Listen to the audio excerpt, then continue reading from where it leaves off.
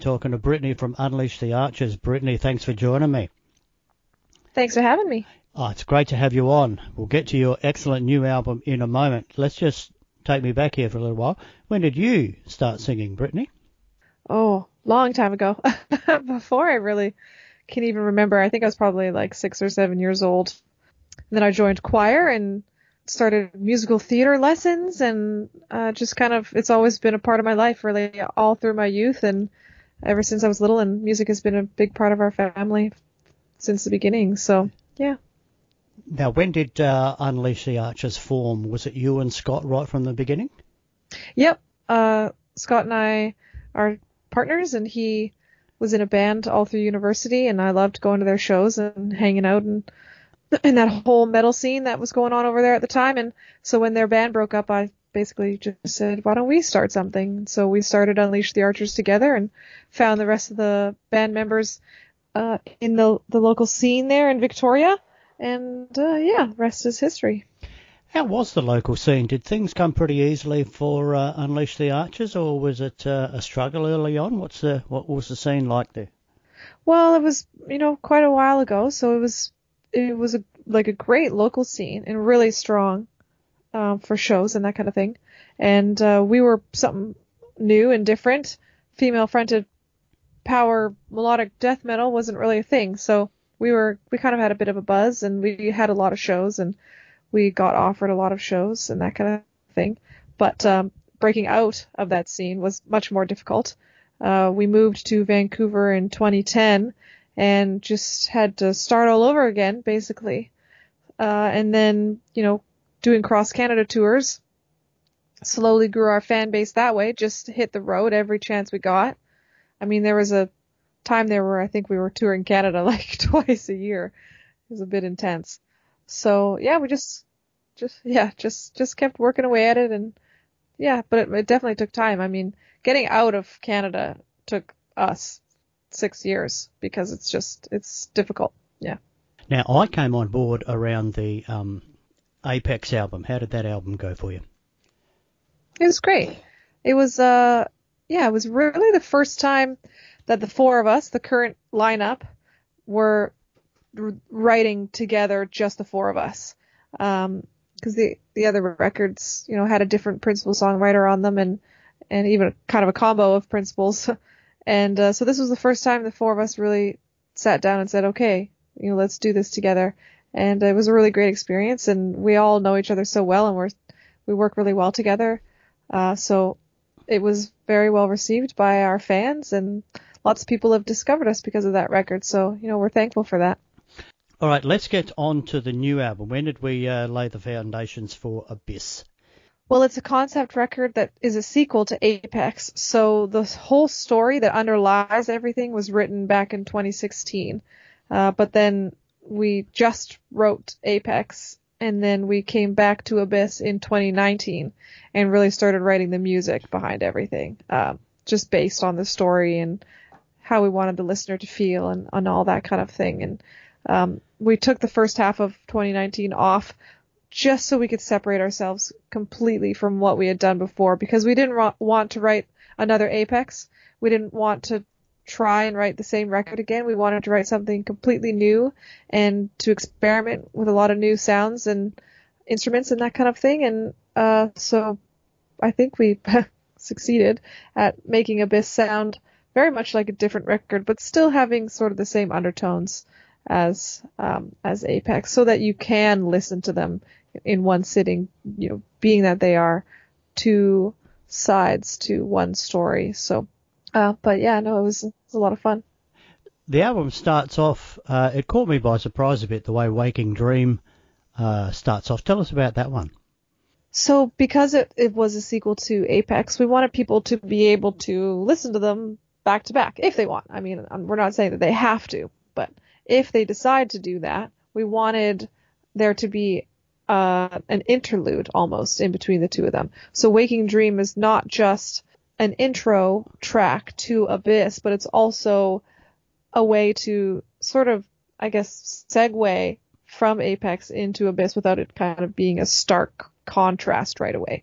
So we wanted it to be that acoustic feeling that you have at the end of the Apex record, and then build it up into the ethereal sort of synth sounds that you get on Abyss. So we used that track as an interlude between the two of them. Got a couple of, you might say, epics on the album as well. Tell us about The Wind That Shapes the Land. Yeah, that one is one of the longer songs on the record, and it has a lot of story that it needs to tell. It's all about the confrontation between our two main characters, the matriarch and the immortal. And in Apex, the matriarch had betrayed the immortal, so this is the first time he's finally seeing her and is kind of taking it to her, basically. And so this is this epic moment of them seeing each other for the first time in, a few decades, and the immortal's gonna take his revenge out on her, basically. And it's just this huge, crazy sort of battle between the two of them. And then I don't want to, spoil it for anybody, but the immortal finally gets her and feels much better about it in the end. How did you go recording this album the way things are with the world these days? Was it all wrapped up before lockdown? What was the deal? Luckily it was, yeah. We were in Denmark for the month of January, and we recorded it all at once. One big 3-week studio session with Jacob Hansen at Hansen Studios. And it was still in China, really, at that time. And it was starting to creep into Europe, and we were just kind of like, what's going on here? This is interesting. Have you guys, heard about this thing? Oh, dear. And but it wasn't until we got home that it was at, the borders of Denmark. And it was only about 2 weeks after we got back that we learned that Denmark had actually, in fact, shut their borders to travelers. So if we had taken, any longer of a time, we would have been stuck there, and would have been very interesting. But luckily, we got it all done in January. Then we did the mixing, mastering process, just by email and Skype and Dropbox throughout February, and we had the final product in our hands in March. I saw a bit of a new film clip last night for Faster Than Light. Tell us about that. So we put out 2 music videos already. We put out one for the title track, Abyss, and then one for Soulbound. And they were, pretty serious, and, not super, but definitely more along the lines of trying to show people what the new record is going to be all about. But because this one has been released after the record is already out there and everyone can listen and kind of form their own opinions, we decided to do something a little bit more fun. And because it's called Faster Than Light, we decided that we were going to race each other. But our director, who did the Abyss video, actually was like, why don't we do something a little bit more interesting than just running around a track? And he's like, you guys ever heard of the book The Long Walk by Stephen King? We were like, no. And basically, if you slow down, you die. So that's what we decided to do. And it was just a lot of fun. We had so much fun filming it. And I laugh so hard every time I watch that video that my face hurts. And it's just, we don't take ourselves super seriously. We're here to play music. It's not a day job. It's not something, that there are rules to abide by. So we just like to have a good time. And sometimes we put out music videos where we're just total goofballs. Excellent. Tell us about the internet concert you did the other day. How did that go? It was great. It was really, it's different. Playing a bunch of cameras on the floor instead of people. So it was hard to keep the energy up. You kind of had to constantly be present, and a lot of times you can lose yourself, in the show, and you're just looking at the crowd and having a really great time. But this one, it was like you had to constantly make sure you were turned on and there giving as much energy as you could into the cameras. So, it's hard. And also it's like you got one shot. You got to do it right. You got to do it well. So it was very nerve-wracking, and I was definitely nervous the whole time and wanted to make sure I didn't screw anything up. But it went really well. Had a lot of fans that enjoyed it, and a lot of great comments afterwards, and great photos and memes that came out of it. So that's always, I love when that happens. So it was a success, I'd say. Just take back just a little while. Tell us about Northwest Passage. When I heard that you'd done that, I'm like, okay, that's interesting. Tell us about the decision to do that. So Northwest Passage is a song by Canadian singer, songwriter, folk musician Stan Rogers, and he passed away back in the 80s. I think before I was even born, maybe, but maybe not.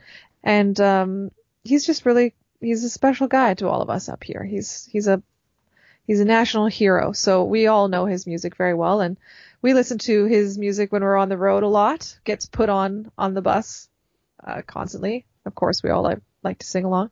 So we just said to ourselves, man, we got to cover this song one day. We got to put a bit of an Unleashed spin on it. So actually, it was when we were recording for Apex that we did it, and we were going to do it as the bonus track on the record. And then we heard it, and we were just like, you know what? No, this needs its own special treatment. So we held on to it. We recorded a different song for the bonus track for Apex. And then when there was a little bit of a lull there in the middle of 2019, we weren't touring or anything. We were just, like I said, taking a break so that we could focus on Abyss.